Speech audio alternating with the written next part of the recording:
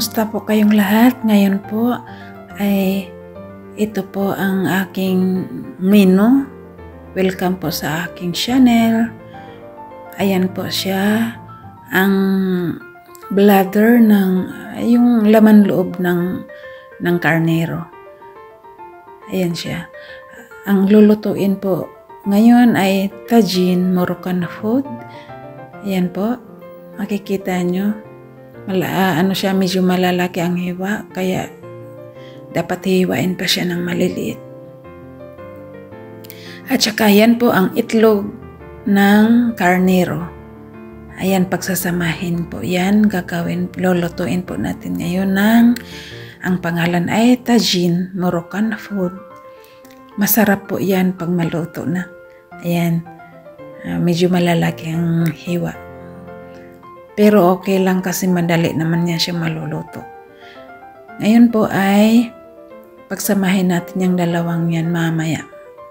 At paglalagyan po ng mga barat, mga black pepper, asin, ayan po ang ating gagamitin na sibuyas, dalawang sibuyas na puti na sibuyas, at saka mag-i-slice po tayo ng lemon na, yung lemon na mayroong salt.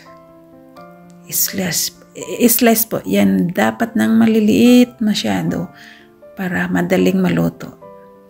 Ayan po, umpisahan na natin magluluto. Yan. Tambay lang po ng kaunti at saka yan. Yan, pinagsama na natin yan. Dalawang putahe. Ngayon po ay magigisa na ng mayroong olive oil. Lagyan ng olive oil yung tagine. At saka ilagay na yung ating na-slice na sibuyas. At saka halo-halo lang po yan. Haluin lang natin ito ng dahan-dahan lang po yung apoy para hindi masunog.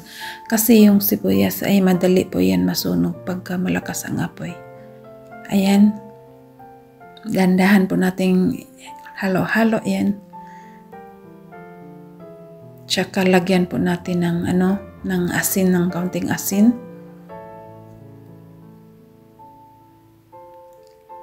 Ayan. Ganyan lang po. Tambay lang po. Lagyan po natin ng kaunting asin. Huwag po masyadong maalat kasi yung tagine madali lang siyang maluto, kaya konting asin lang siya. At saka mayroong mga barat na ilalagay yung itlog, yung testis at saka yung bladder, kaya magiging maalat na pag marami ang asin. Yan, halo-halo lang po yan. Konting kaunti lang, maliit lang po yung apoy para hindi masunog. Ayan, lalagyan na po natin ito ng mga barat.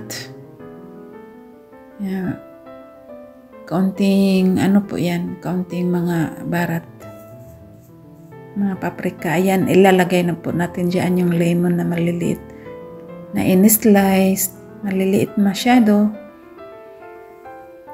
At saka lalagyan po natin ng bagdunis. Parsley yata yan sa English.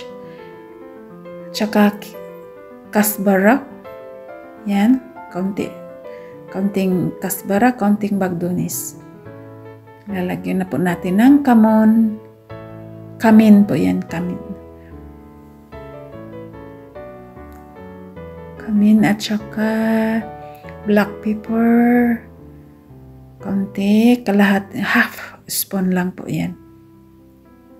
Kaunting kasbara na powder, half a spoon.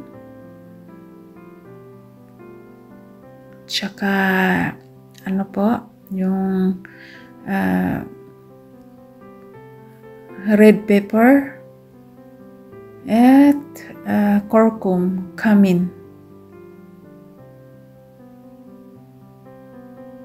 Yellow powder na loya.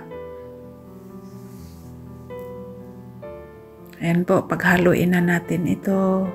halo-halo, halo-halo. Para ma-absorb niya yung bago ma-marinate siya bago ilagay po sa tagine. Ayan, halo-halo lang po yan.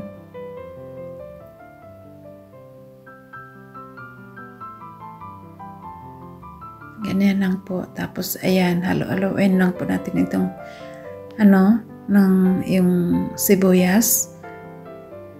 O kung sa Arabic, basil. Ayan. Low fire lang po. Para hindi masunog.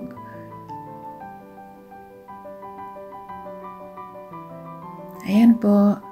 Pag maluto ng kaunti yung sibuyas, ilagay na natin yung yung itlog at saka yung laman loob. Yan. Ilagay natin ng 3 garlic para mabango. Yan. Halo-halo lang po hanggang maluto ang sibuyas at garlic. Ayan po yung ayan po yung pinaka menu nila dito sa Morocco. Yan, luto na po yan. Sibuyas, ilalagay na natin ang laman loob. Konting halo lang po yan. Yan.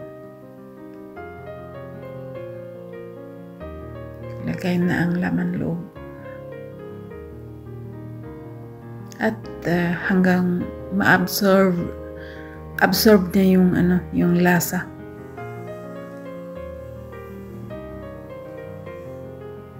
Ayan. Halo-halo lang kaunti.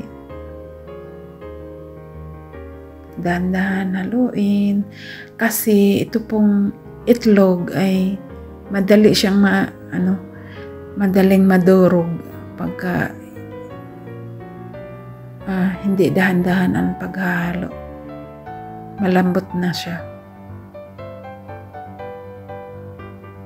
Kaunting halo lang po, dahan-dahan lang. Yan.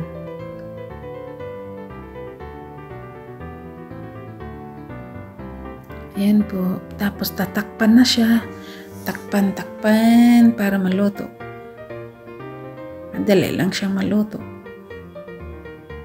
Isasalit na natin sa magandang tagine. Plato na tagine.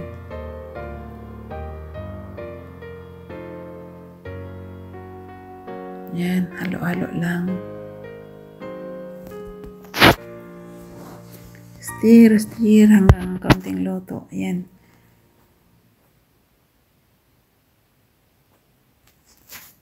Yan, okay na po yan. Yan siya. Masarap na yan. Konting kulo lang siya, luto na yan. Yan, tapos na po, napakuluan na po. Yan, luto na siya. At nilagyan na po ng olive, decoration na olive, at saka lemon. Yan, may decoration na, luto na siya. Yeah, isalay na sa sa plato na iba. Yan po. Okay na siya. Maraming salamat sa panonood. See you next video. Bye-bye.